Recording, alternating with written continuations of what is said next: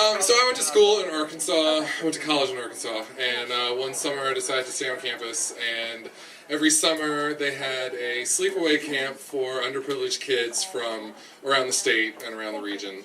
And they would come and they would take college prep classes and they would live on campus.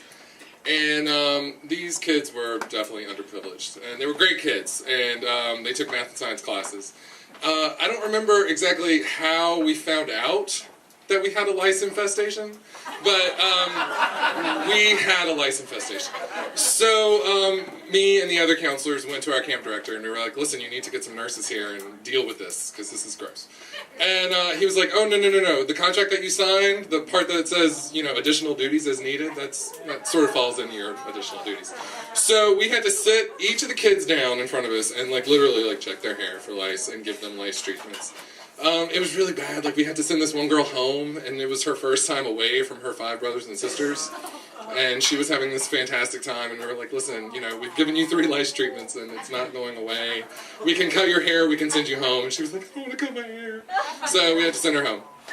A couple weeks later, we went to a water park. We would take them out on, like, weekend trips, and we took them to this water park in Little Rock, and it was like 2 hours away. So we load up the vans, we drive them all down to Little Rock.